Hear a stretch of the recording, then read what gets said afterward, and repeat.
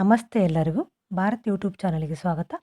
ನಾನು ಭಾರತೀಯ ಪರಂಪರೆಯಲ್ಲಿ ಗೋವಿನ ಮಹತ್ವ ಅದನ್ನು ತಿಳಿಸ್ಕೊಡ್ತಾ ಇದ್ದೀನಿ ಇವತ್ತು ನಿಮಗೆ. ನಮ್ಮ ದೇಶದಲ್ಲಿ ಪೌರಾಣಿಕ ಕಾಲದಿಂದಲೂ ಹಸುವಿಗೆ ತಾಯಿಯ ಸ್ಥಾನವನ್ನು ನೀಡಲಾಗಿದೆ. ನಾವು ನಮ್ಮ ಪರಂಪರೆಯಲ್ಲಿ ಪೂಜೆಗೆ ಅರ್ಹ ಆಗಿರುವ ಪ್ರಾಣಿ ಗೋವು ಕಾಮಧೇನು ಎನ್ನುವ ಹೆಸರಿನಿಂದಲೂ ಕರೆಯಲ್ಪಡುತ್ತೇವೆ. ಕಾಮಧೇನು ಎಂದರೆ ಬೇಡಿದ ಪ್ರತಿಯೊಂದು ವಸ್ತು ನಮ್ಮ ಪಾಲಿಗೆ ಲಭಿಸುತ್ತದೆ. ಹಸುವಿಗೆ ಸಂಬಂಧಿಸಿದ ಎಲ್ಲ ವಸ್ತುವನ್ನು ದೈವಿಕವೆಂದು ಪರಿಗಣಿಸಲಾಗಿದೆ.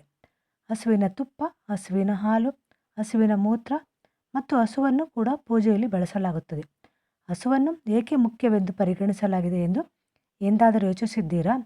ಹಸು ಪೌರಾಣಿಕ ಪ್ರಾಮುಖ್ಯತೆಯನ್ನು ಮಾತ್ರವಲ್ಲ, ವಾಸ್ತುಶಿಲ್ಪದಲ್ಲಿ ಇದನ್ನು ಬಹಳ ವಿಶೇಷವಾಗಿ ಪರಿಗಣಿಸಲಾಗಿದೆ. ಹಸು ವಾಸಿಸುವ ಸ್ಥಳದಲ್ಲಿ ಎಲ್ಲ ವಸ್ತುವಿನ ದೋಷವನ್ನು ಸ್ವಯಂಚಾಲಿತವಾಗಿ ತೆಗೆದುಹಾಕುತ್ತದೆ ಎಂದು ನಂಬಲಾಗಿದೆ. ಹಸು ನಿಂತ ಶಾಂತಿಯುತವಾಗಿ ಉಸಿರಾಡುವ ಸ್ಥಳದಲ್ಲಿ ವಾಸ್ತು ದೋಷವನ್ನು ತೆಗೆದುಹಾಕಲಾಗುತ್ತದೆ ಎನ್ನುವ ನಂಬಿಕೆ ಇದೆ.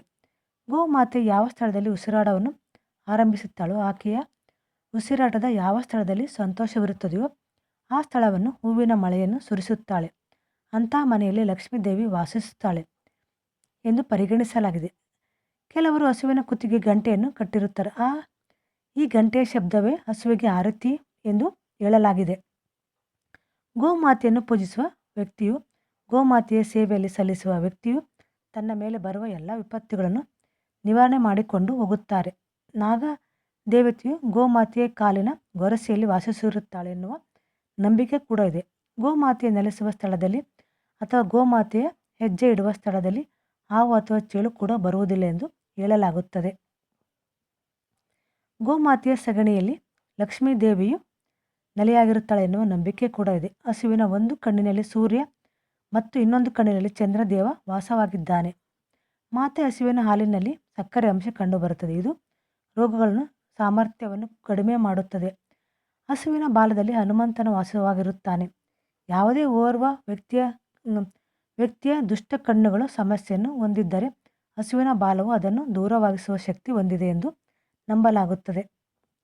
ಗೋಮಾತೆಯು ತನ್ನ ಬೆನ್ನ ಮೇಲೆ ಪರ್ವತಾಕಾರದ ಉಬ್ಬರವನ್ನು ಹೊಂದಿರುತ್ತದೆ. ಇದು ಸೂರ್ಯ ಮತ್ತು ಕೇತು ನಾಡಿಯನ್ನು ಹೊಂದಿದೆ. ಪ್ರತಿ ದಿನ ಬೆಳಗ್ಗೆ ಅರ್ಧ ಗಂಟೆಯವರೆಗಾದರೂ ಗೋಮಾತೆಯ ಬೆನ್ನನ್ನು ನಮ್ಮ ಕೈಗಳಿಂದ ಉಜ್ಜುವುದರಿಂದ ನಮ್ಮೆಲ್ಲ ರೋಗಗಳು ನಾಶವಾಗುತ್ತವೆ ಎನ್ನುವ ನಂಬಿಕೆ ಕೂಡ ಇದೆ. ಗೋಮಾತೆಯು ಮೇವು ಆಹಾರ ನೀಡುವುದರಿಂದ 33 ಕೋಟಿ ದೇವರುಗಳಿಗೆ ಆಹಾರ ನೀಡಿದಷ್ಟು ಪುಣ್ಯ ಪ್ರಾಪ್ತವಾಗುತ್ತದೆ. ಏಕೆಂದರೆ 33 ಕೋಟಿ ದೇವತೆಗಳು ಗೋಮಾತೆಯಲ್ಲಿ ನೆಲೆಸಿದ್ದಾರೆ ಎನ್ನುವ ನಂಬಿಕೆ ಕೂಡ ಇದೆ.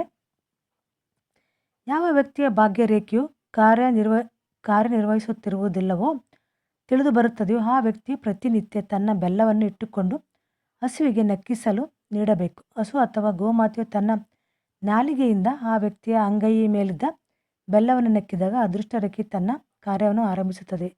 ಇದರಿಂದ ನಿಮಗೆ ಸದಾಕಾಲ ಅದೃಷ್ಟದ ಬಾಗಿಲು ತೆರೆದಿರುತ್ತದೆ. ಮತ್ತು ಗೋಮಾತೆಯ 4 ಕಾಲುಗಳಲ್ಲಿ ಕೆಳಗಿನಿಂದ ಪರಿಕ್ರಮ ಅಥವಾ ಹಸುವಿನ ಕಾಲಿಗೆ ಸುತ್ತು ಹಾಕುವುದರಿಂದ ಆ ವ್ಯಕ್ತಿಯ ಭಕ್ತನಾಗುತ್ತಾನೆ ಎಂದು ನಂಬಿಕೆ ಕೂಡ ಇದೆ. ಕಪ್ಪು ಹಸುವನ್ನು ಆರಾಧಿಸುವುದರಿಂದ 9 ಗ್ರಹಗಳು ಶಾಂತವಾಗಿರುತ್ತವೆ. ವಿಧಾನಗಳ ಮೂಲಕ ಗೋಮಾತೆಯನ್ನು ಪೂಜಿಸುವುದರಿಂದ ಶತ್ರುಬಾಧೆಯು ಬಹುಬೇಗ ದೂರವಾಗುತ್ತದೆ. ಯಾವುದೇ ಶುಭ ಕಾರ್ಯಗಳಲ್ಲಿ ಪದೇ ಸ್ಥಗಿತಗೊಂಡರೆ ಮತ್ತು ಪುನರಾವರ್ತಿತ ಪ್ರಯತ್ನಗಳ ನಂತರವೂ ನೀವು ಆ ಕೆಲಸದಲ್ಲಿ ಯಶಸ್ಸು ಪಡೆಯದಿದ್ದರೆ ಗೋಮಾತೆಯ ಕಿವಿಯಲ್ಲಿ ಆ ಕೆಲಸದ ಬಗ್ಗೆ ಹೇಳಿ. ಇದರಿಂದ ನಿಮ್ಮ ಕೆಲಸ ಸುಸೂತ್ರವಾಗುತ್ತದೆ ಎಂದು ನಂಬಿಕೆ ಕೂಡ ಇದೆ. ಇವತ್ತು ನಿಮಗೆ ನನ್ನ ಈ ವಿಷಯ ಇಷ್ಟ ಆಗಿದ್ರೆ ಅಂದರೆ ಒಂದು ಲೈಕ್ ಕೊಡೋದನ್ನು ಮರಿಬೇಡಿ. ಹಾಗೂ ನಾನು ಯೂಟ್ಯೂಬ್ ಚಾನಲ್ನ ಸಬ್ಸ್ಕ್ರೈಬ್ ಮಾಡ್ಕೊಳ್ಳಿ ಹಾಗೂ ನಿಮ್ಮ ಫ್ರೆಂಡ್ಸಿಗೂ ಶೇರ್ ಮಾಡಿ. Okay, thank you.